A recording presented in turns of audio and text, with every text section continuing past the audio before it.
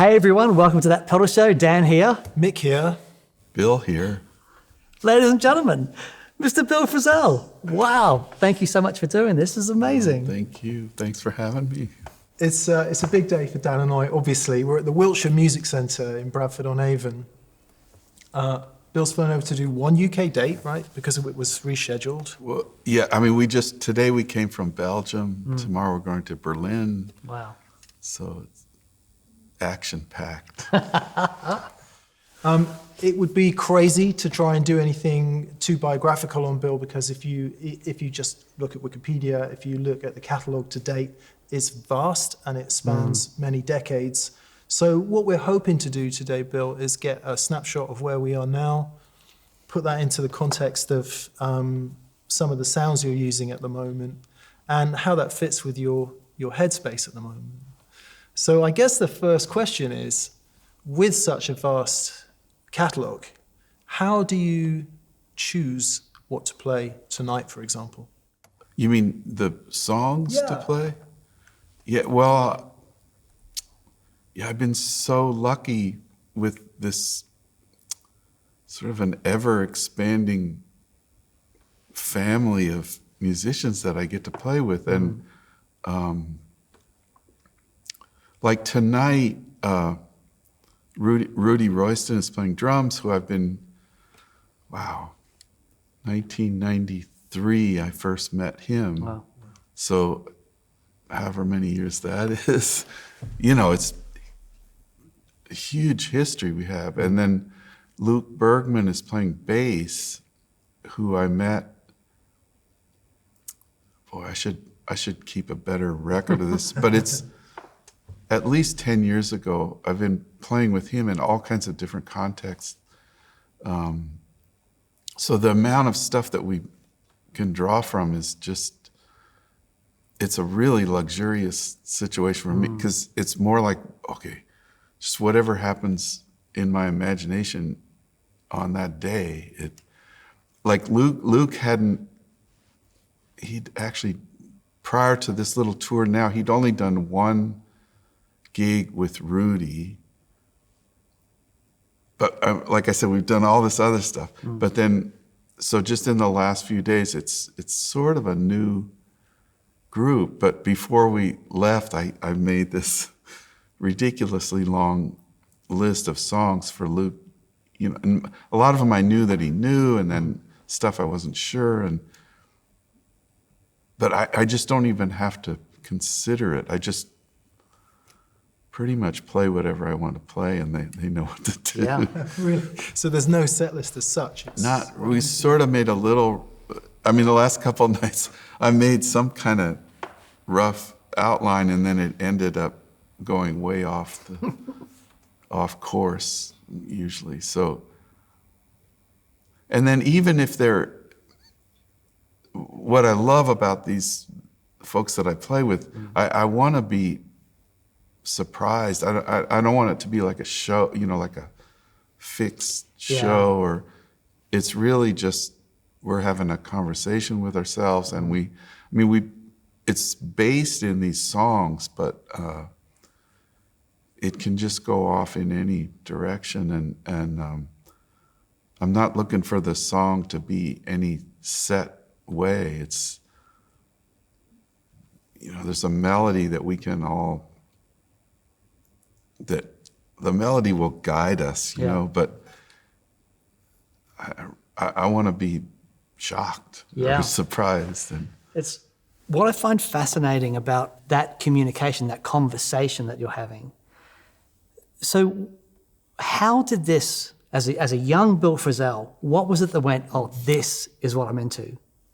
Well, that's just music for me. That's what it is. It's where we get together. That's always what it was, from as long as I can remember. I guess I could, it was always about playing with my friends. Right. When I first got an electric guitar, my friend down the street got one around the same time, and then we just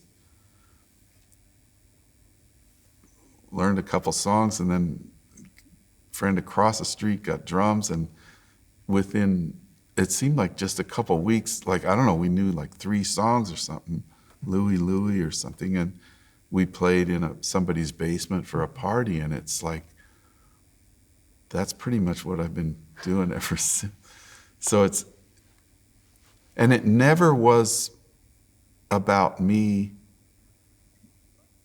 like the whole idea of me standing out in front of the band, having the band backing me up, doesn't make any sense to me. Right. And I never was one of those. I always wanted to just be in the band. So I guess I'm sort of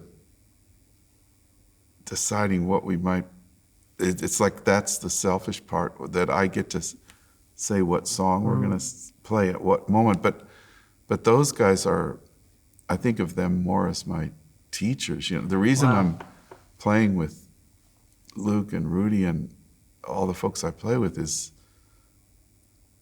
I look up to all these people and they have something to teach me. It's not like I'm showing them what to do.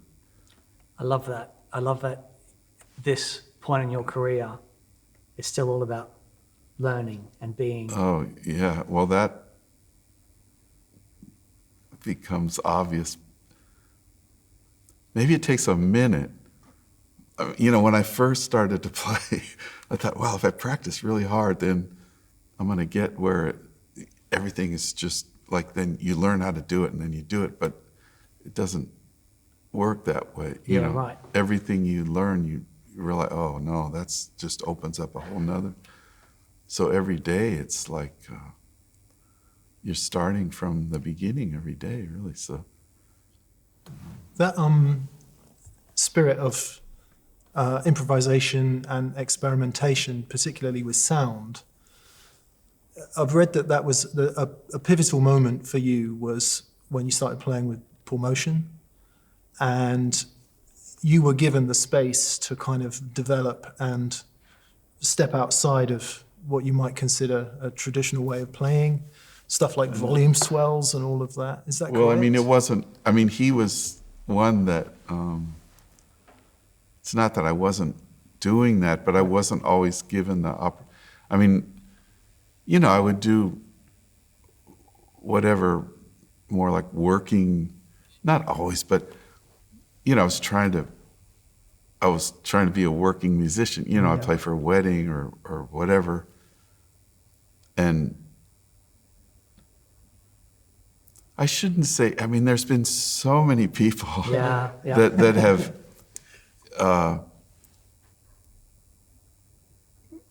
heard something in me and encouraged me to go for, just be yourself and don't be afraid. But Paul was one of the big ones, where I felt like he wanted me as a person, not just, he didn't tell me specifically what to do. He heard my sound and he just, go for it. I never felt like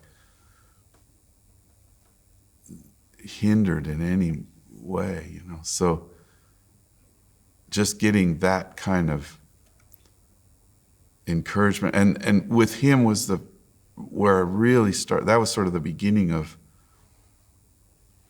touring and recording a lot more. I had in the past, but that was like suddenly I was going on 5-week tours in Europe, and although even with him it was I think it was like January of 1981 when I first went to, he calls me a month before that or something, and I was like, what? I couldn't believe it was him on the phone, because I actually had one of his albums, had this really small apartment, and I had, from the local library, I checked out one of his albums and I had it sitting on the floor, like with his picture on it, and then the phone rings and it's, hi, this is Paul Motian. I'm like, what? I thought it was like a crank call or something, and he asked me to come over and play. So soon after that I went, I think it was like early in 81, like January 1981. I go to his apartment, and then he just kept calling me to come back like every week. And that went on for almost, well, until the fall, I guess, when we did one gig, and then soon after that we went to Europe. So we played a lot. Like, You're playing at his apartment. You turn up yeah, and you guys are just playing together. just play, and we played with different. Went through, and he kept calling me back, but we would play with different people, and he was just trying. It was, and also it was so exciting for me because it was a moment in his life where he really was committed to. He wanted to do his own. He'd been in that situation. I mean, playing with, you know, the masters, you know, with Bill Evans and Keith Jarrett, and he played with everybody, but he really wanted to focus on his own music and writing his own music and having his own band. So I got to be right in there with the. Sometimes I'd go over there, just the two of us, and he wanted to hear what something that he wrote sounded like. So I'd get to hear those songs as they were just being formed and stuff. And somehow he just kept trusting me. And then once we started playing, it was the winter of 1981 when we went on this long tour, and then we recorded at the end of that tour for ECM, and just kept doing that with him for 30 years until he passed away. You know? Wow. Ends up with the week at the Vanguard, 2 weeks at the Vanguard. Yeah, then after a point, and then he decided he didn't want to travel anymore. He didn't want to leave. He wouldn't even leave Manhattan, you know. He would just. So we had, every year we'd have 2 weeks at the Village Vanguard,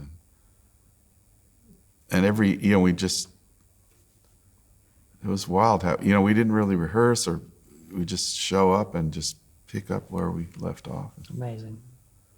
Jumping forward a few decades, Bill, because we could please read Bill's biography. I'll put a link to it in the description. But Can I be really selfish? yeah, Sorry, just before we jump forward, because I really want to.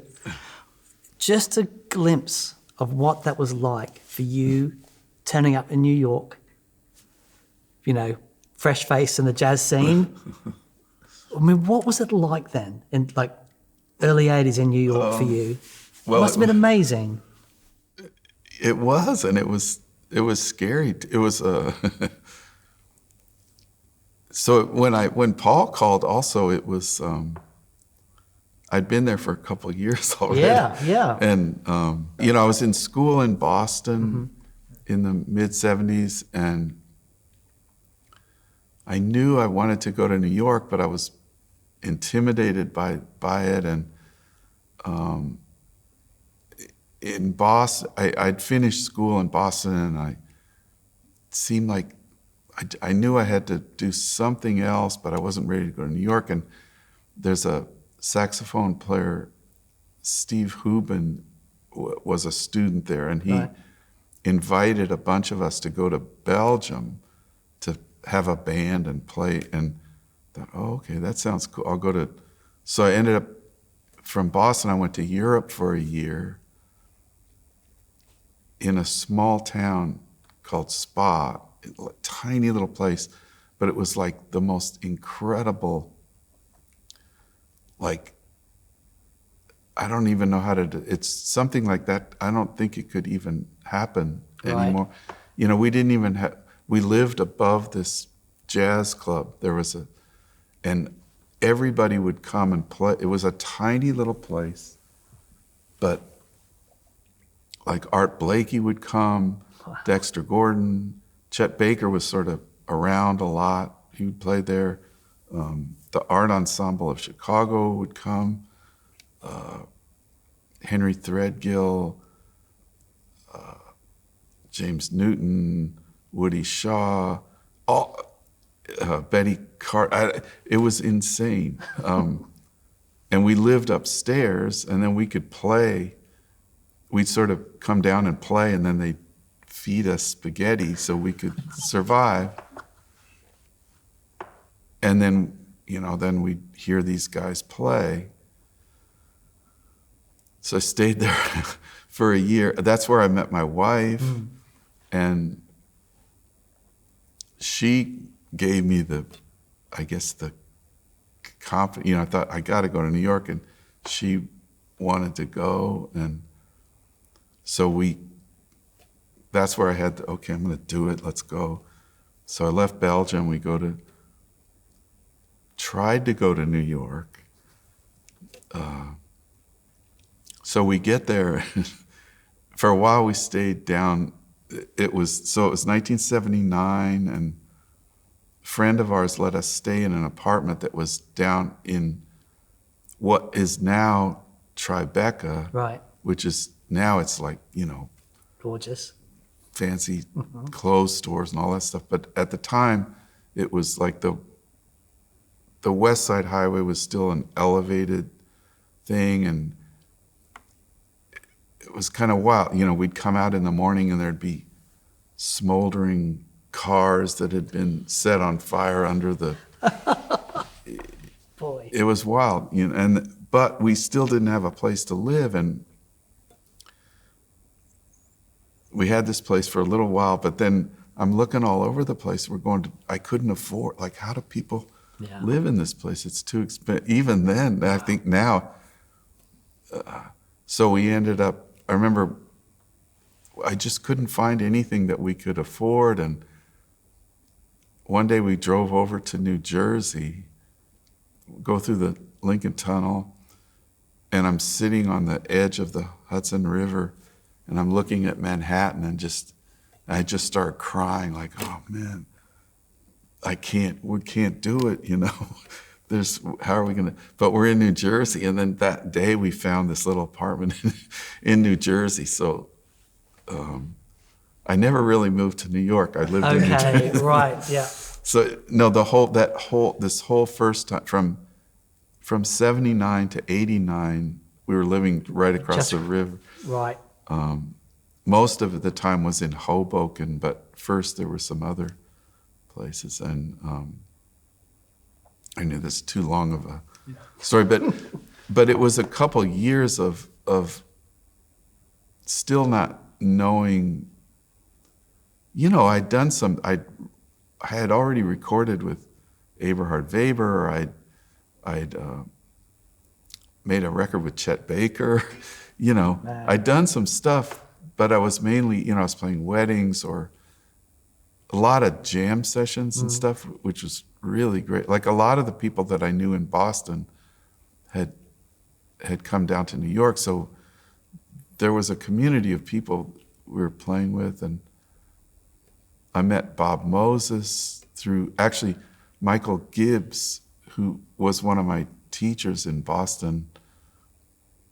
Some of my first gigs in New York were with him, and through him I met.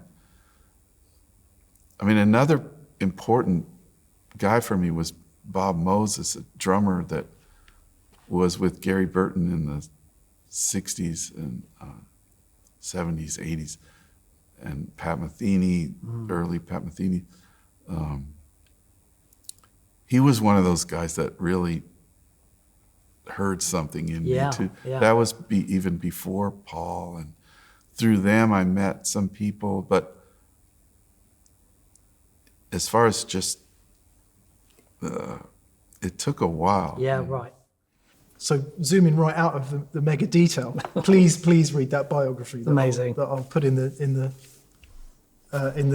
details. Is it fair to say, Bill, that as the 80s came around, you started getting into new sounds? So started off with volume swells. Is that? Would that have maybe been the first. Well, if we're talking about pedals and stuff, I guess. Yeah, just like the general arc being that, there was. I guess I was, because I wasn't really listening so much to guitar players. I was saxophone players and trumpet, piano, and so there was always something. The first thing I got was a fuzz tone, that was the first pedal I got. And that was actually, I'm thinking, again, I was in Boston. This is how stupid, irrational. I saw this incredible gig with John Abercrombie was playing with, and it was, well, there was a couple times I saw him. One was with Dave Lehman's band, and one time was with Jack DeJohnette's band. And he had an MXR distortion. Was it even called Distortion Plus? It was just the MXR distortion thing. And there was something about that. I wasn't thinking about Keith Richards' satisfaction. Right. I wasn't thinking about that. I was thinking about, there was something I heard, like if I heard Freddie Hubbard play the trumpet, and there's like this sustain and this buzz or something in the tone, and then I heard like Santana, so I'm hearing a sound that Santana made that was like this overdriven, sustained, long, like the notes would be really long, and then I saw Abercrombie with that little pedal. I thought, I want to get that, because then I can get that. It's more like a horn type sound. So at that time, I was going to tell you, what was I thinking? I had a Volkswagen, and there was, I forget what the music store was called, Wurlitzer. It was a store right around the corner from Berklee School of Music, and they had the pedal there, and it was like, I think it was $35. I'm sort of guessing. It was something like $35 or something. They're still $35 today. I mean, really? Something. And then I heard that at Manny's in New York, they were like $23 or something. Right. So I said, well, I'm not going to pay $35. So this is how. So I drove all the way down to New York. Now I'm thinking, how much did that cost, in gas and parking and everything else? But I went all the way down to Manny's and bought it. I got the distortion thing and went back up to Boston. So that was the first one. And then you mentioned volume pedal. Then I also, with horn players, the way they could make a note get louder, it didn't, like with the guitar, you think you hit it and it just sort of fades away, which is not really true either. But so then I got a volume pedal. I had a distortion and a volume pedal. And then I was jealous of piano players because they could have notes they'd play a note and it would ring, they could play other notes. And so that sort of led me more to a delay, getting delay. At first I had my friend, it's a great trumpet player there, Tiger Okoshi, gave me this little, it was a Univox tape. It had a little cassette. It was like a really cheap version of a Roland Space Echo kind of. Okay. Something like, it was like this little black box, and it had a cassette that went in there, and it would have this little delay thing. So that was the first delay I got. And half an hour in, it would stop and then go reverse, and amazing. Yeah, I don't know how it even, and what came back was all kind of warbly and wobbly and stuff. But delay's been a big part of your sound, since then. Well, that modulated delay. Yeah, kind of like, well, even now on here, I've got a little, it's kind, and looking at what I've got with me right now, it's pretty much what I just described, except for well, I mean, this is an overdrive and delay and reverb, and then this line 6 thing that has a bunch of. Are you using the line 6 mainly for looping? Mostly now, yeah. Although sometimes I'll use I kind of figured out this sort of ring modulator sound that I use. Yeah. Can we hear some of that? How that, like with the modulator delay, and then what you would do for your looping sounds And also the reverse thing as well. I'll use that. Like I have just that preset thing for backwards stuff.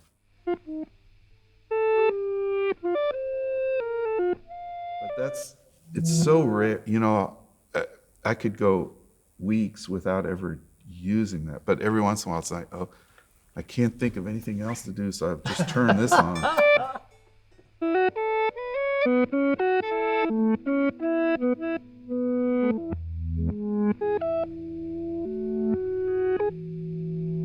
So sometimes I'll use that, but it's really like a momentary effect, you know? It's not, I wouldn't say it's like I could probably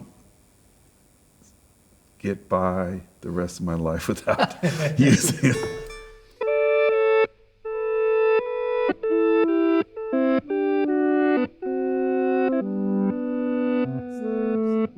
And then I can't remember how I figured that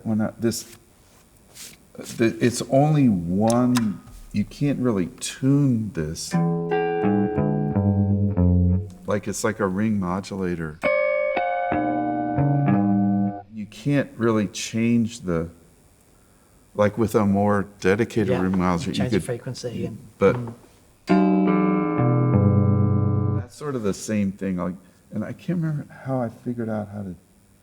It's using the backwards setting, and then I can't remember if it's turning the regeneration. I'm gonna just see if I can. Oh yeah. Wow. Okay. Yeah, and then just turn the speed all the way up. And have no regeneration at all. And it ends up with that.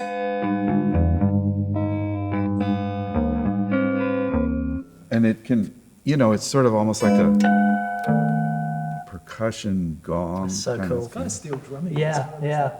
Yeah.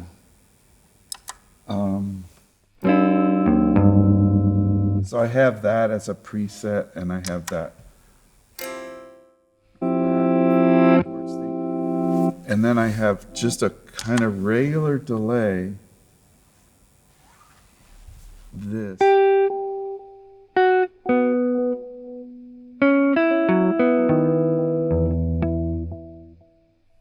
But now, this could be a question for the folks that make this thing, or somebody.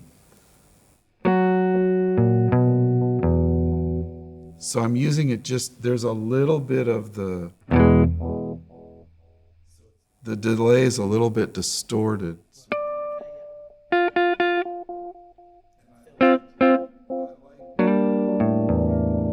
Like that in the context of when the whole band is playing is.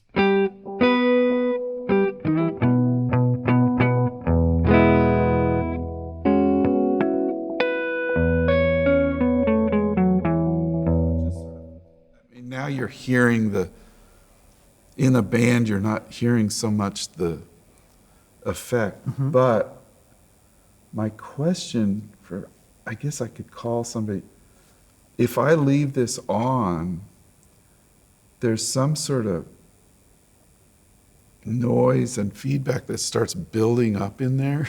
Right.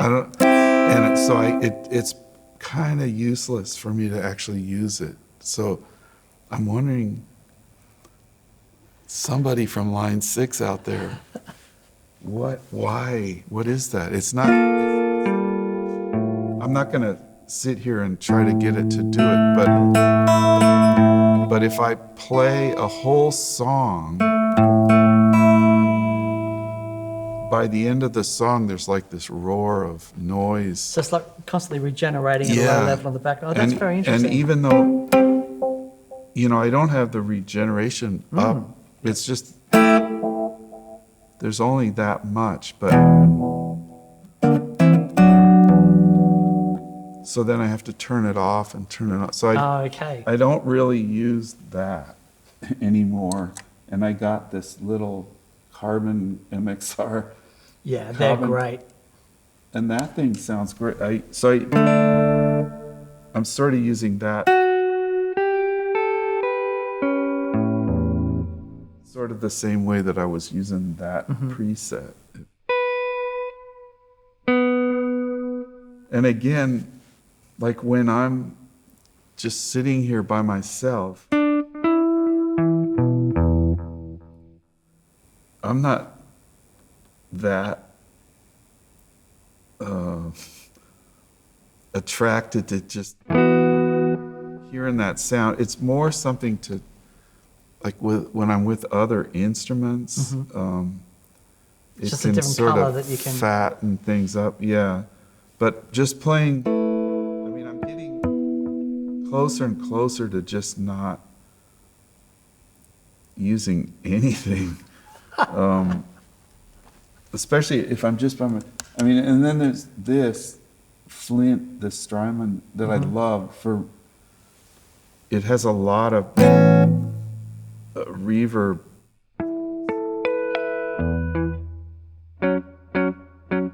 I mean, that's more like just a spring. But it can do more like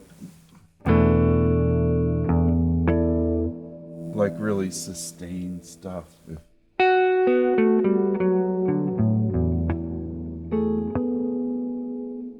And I use that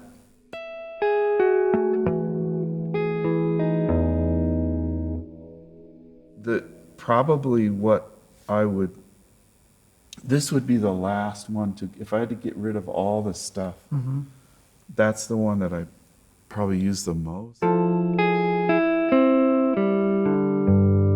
then I really like the tremolo on it is.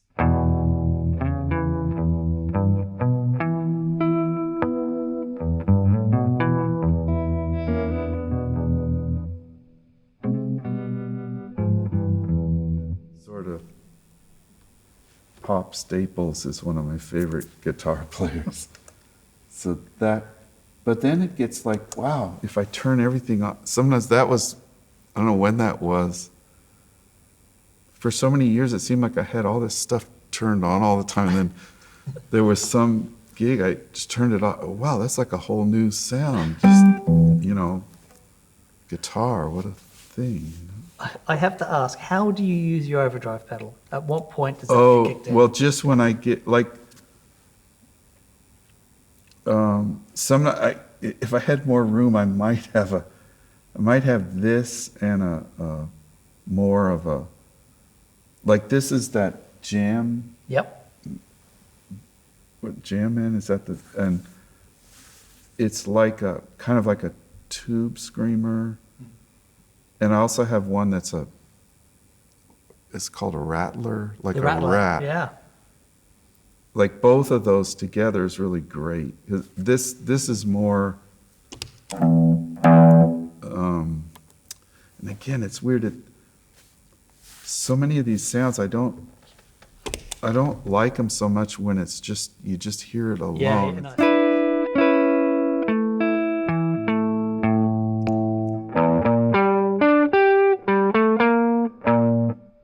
I mean, I'll use this more like just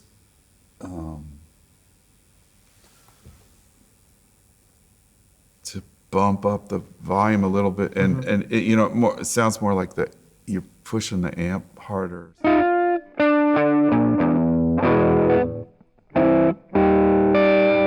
but yeah.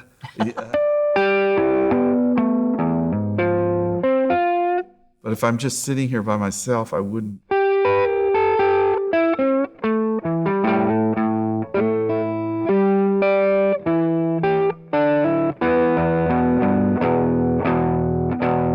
I mean, you can have it. Well,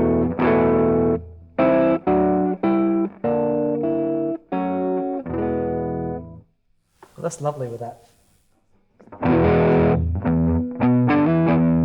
But it can get more extreme too. Like.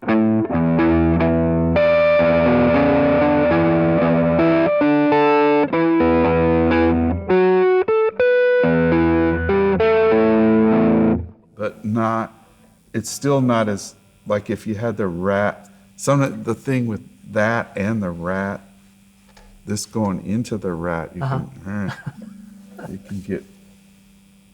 So that's all I got there. Yeah, now. that's amazing. It's, when I mentioned the arc earlier, and I think you've talked about it, like you're getting to the point where maybe you feel like you don't want to use anything at all, but you know, for a moment there it was guitar synths, it was really pushing, all the time pushing. And back to this point of, I don't want to say purity, but you know, guitar and amp, does that sound, is that how you feel about it? Well, I mean, I have to give the pedals credit for, I mean, I was always drawn to them. It was something in my imagination that I couldn't quite get, so I'd get the pedal. But then I would, what happened a couple times, like, I also used to use a compressor too. So that was a bit of a revelation. Like I'd have the compressor and the volume pedal because I wanted that kind of sustain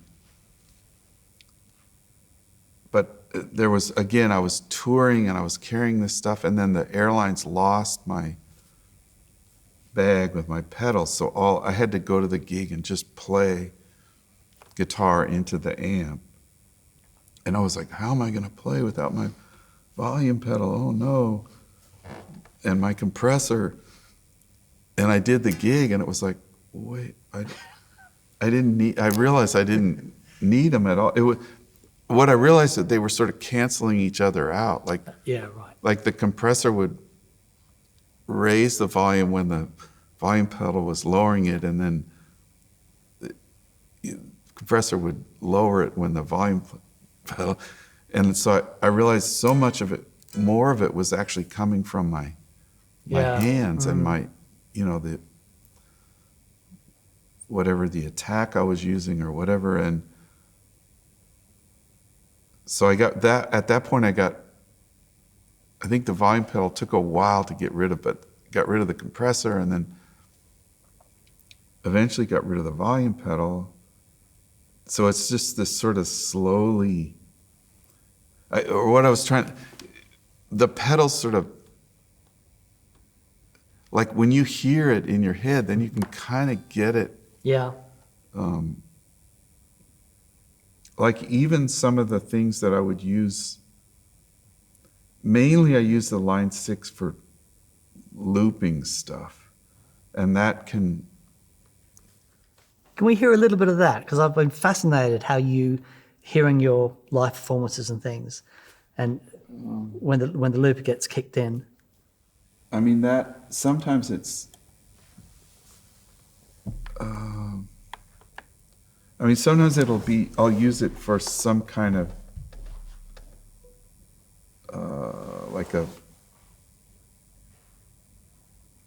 something that's actually in a rhythm and some specific thing, I don't know.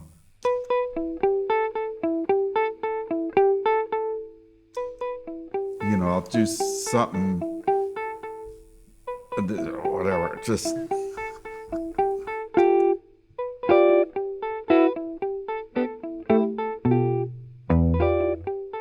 So then I'll stick some other stuff in there, some but not, this is just, everybody does that, you know, it's, and then, you know, it'll go, now it's going half the speed, so.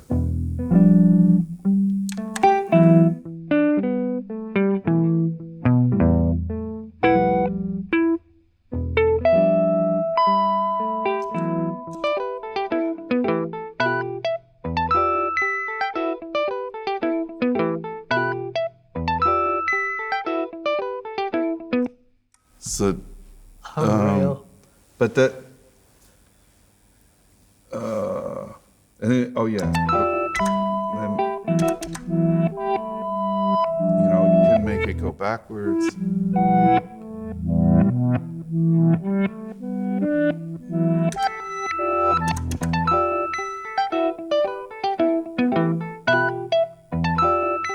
But that sometimes doesn't always work out so well. But that's the beauty of it. That's the sort of, Yeah, I mean, when it, and then it gets, what I don't like is when it really gets predictable, or, I mean, I tend to, it's a crutch in a way, like sometimes I can't think of what to do, and I think I'll just do something with that, and it'll get me. No, but sometimes it'll surprise you, and it'll bring you into, Yeah, like sometimes right. I also just use it more like, I might just make some sort of like random, just, I'm not even,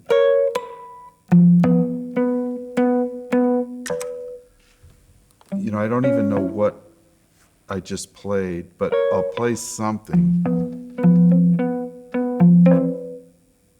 And then I'll try to play with it.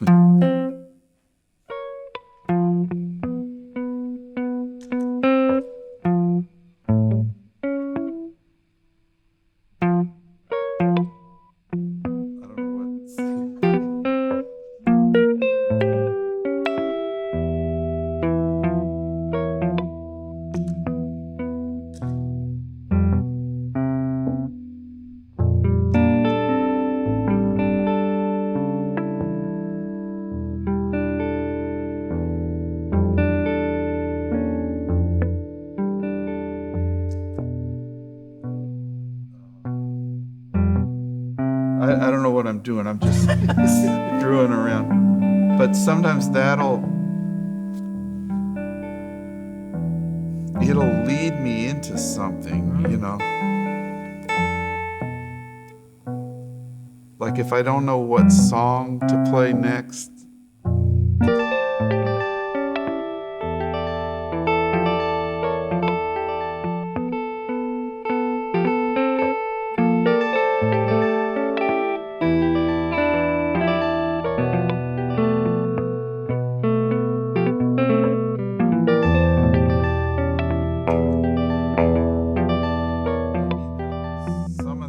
Some note that I played will suggest some kind of a key or something.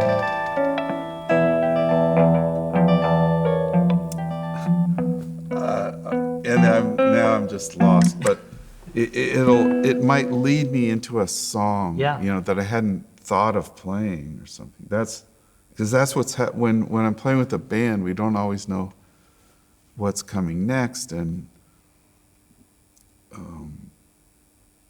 it's like it's a crutch.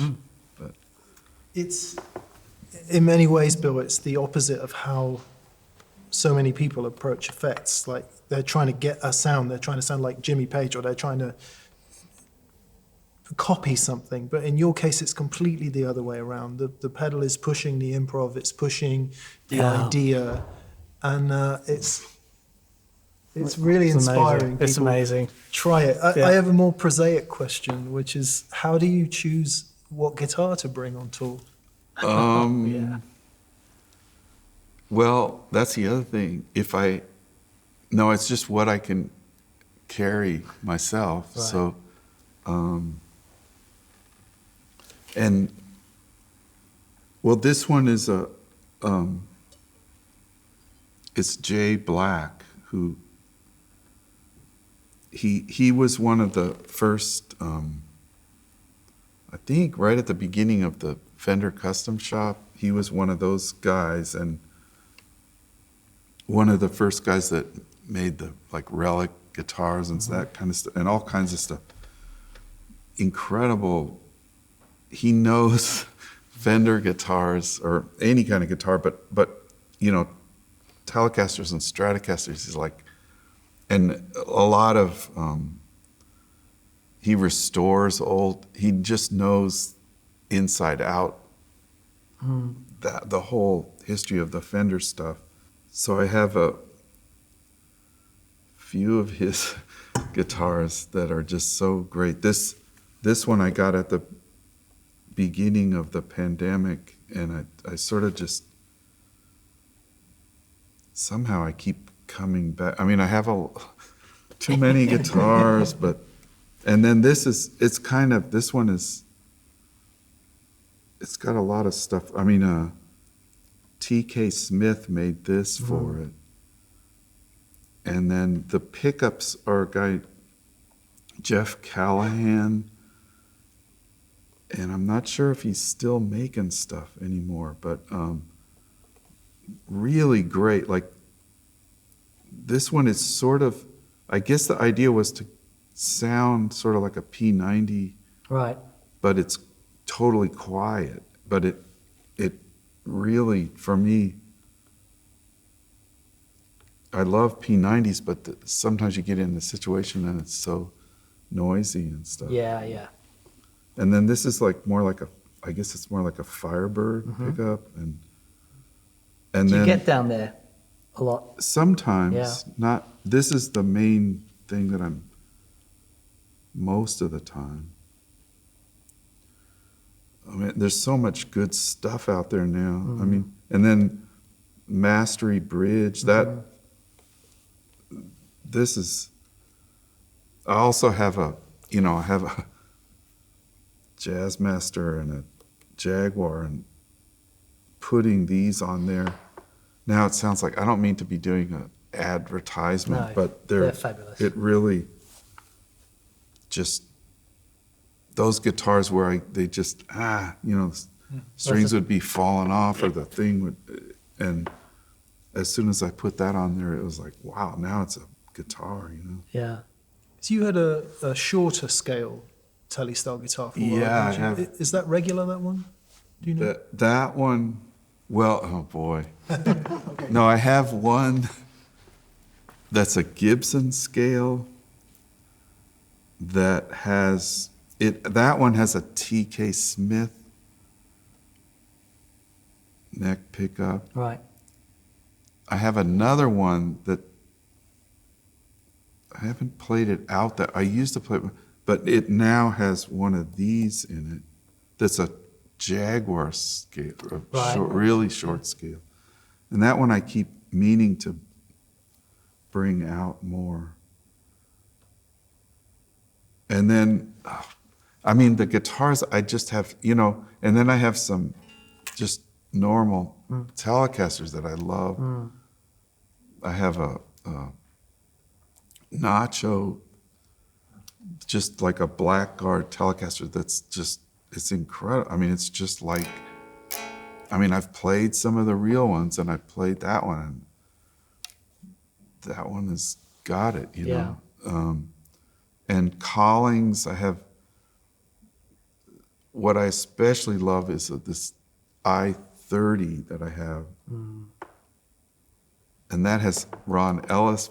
This sounds like an advertisement, but No, but we know all those guitars, and we know that what they do for a player such as yourself, and what they allow you to do, and that voicing of those guitars will bring out different things, and access a different emotion at the time that that you're playing. They're amazing. So that one has Ron Ellis humbuckers in it that also was like, wow, these are, because I've played a couple, whatever PAF guitars, and those kind of get that thing, you know. But there's so much good stuff. There is. You know, like, seemed like in the, maybe it was the early 70s or something, it was kind of a dark, you know, this stuff wasn't, and then now it's like, there's so many great guitars and great pickups. And then I think we also, when I was talking about imagination, I think we put so much, I think we talk about this stuff too much. It's fun and everything, but the main sound comes from our imagination, you know. There's one thing that, you know, going back over, I've been listening to your music for years, but going back to, you know, to the early days, and then, you know, some of the stuff I hadn't listened to so much. The one word that came to mind was free. You are harmonically free. You're not sonically free to do, you know, you don't, nothing that you do feels tied or constrained by, you know, if I think of a jazz purist that doesn't go to these, won't explore sonically, you know, because there's so much to explore just harmonically with a lot of these sounds. But you seem so free to go wherever you like. You will do a reimagination of a Madonna song, and then you'll go and do, you know, American jazz standard. You know, you're just as likely to do one or the other. And then when you talk about your imagination, it's like, yes, I totally get that, because it is all, it's the art of the possible. Yeah, that's what, I mean, music my whole life, that's what it's, there doesn't have to be all these, there's no restriction, no one, you know, it's all artificial. If you, whatever we call it, or these categories we put it in, none of that stuff is really real. You know, when you're in your head and you're hearing sound, you're not thinking, oh, you're not putting names on it, you're hearing just the sound. So, it's beautiful. Perhaps we could finish, Bill, with a little bit about the new record, In My Dreams, for coming out February 2026, depending on when you watch this. Are there any overriding themes, or where's your headspace for that record? Yeah, well, that, again, I was talking about my friends. It's a lot of people that Rudy Royston is playing drums, and Thomas Morgan is playing bass, who's on the last few albums of mine. And actually, Thomas, I think also, Paul Motian sort of comes back in.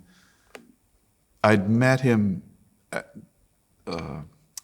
Joey Barron, the drummer, introduced me to Thomas Morgan. I don't know how many years ago. Again, it's quite a while ago.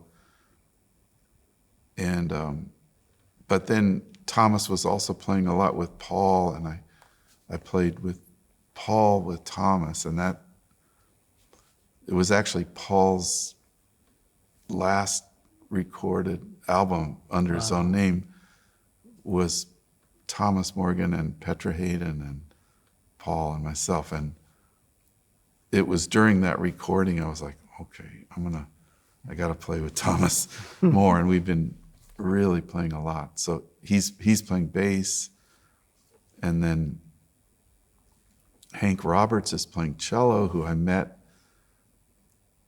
when I first arrived in 1975 in Boston. That's 50 years I've known Hank, more than 50 years. And Avon King, all these people I've known so long now. I mean, Thomas, I guess, is the most recent, and I've known, it's got to be at least 15 or close, I don't know if it's 20 that I've known Thomas, but so it's decades that I know these people. Amazing. So Avon Kang playing viola and Jenny Scheinman playing violin. So, and I've played a lot with Hank, Avon, and Jenny. Like we had a string group, just the four of us. Wow. But we hadn't played for a really long time. I've been playing a lot with Rudy and Thomas as a trio, and then I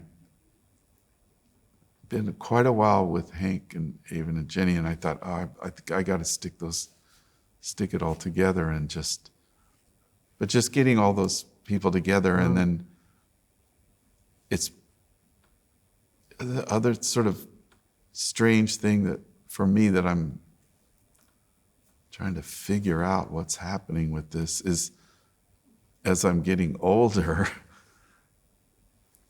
there's some songs on this new album that I had done many, many years ago.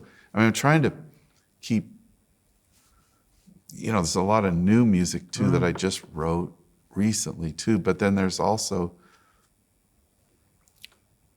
like, there's one tune that I first recorded in early 80s or something, I guess. Like as I'm getting older, like all along, like if I learn, like say I learn a standard song, you keep coming back to that song and you keep finding more and more and discovering new things. But then in the last few years, I started noticing if I come back to some of my own songs, it's like, what? I'll start seeing stuff that I didn't, some little melody that I wrote 30 or 40 years ago, and I look at it again and I'll see things in it that's kind of an amazing, that's one good thing about getting older, I guess. It's almost a way you can see, oh wow, maybe I have made some kind of progress, or I'm starting to see some things that I didn't see before or something, but I guess that's a good thing. That's beautiful. But at the same time, I'm trying to hold on to that. When you're studying and learning, it's also, it can get in your way of, like there's something about not knowing what's going to happen and not knowing what you're doing. That's where the most amazing We're really good at stuff. not knowing what we're doing. So, yeah. Well, don't lose that. When you're a little kid and you see something, and you discover something for the first time, like, wow, that's the most amazing thing, Yeah. And I don't want to, I'm trying to not lose sight of that. Yeah, amazing. And that all comes back to imagination and,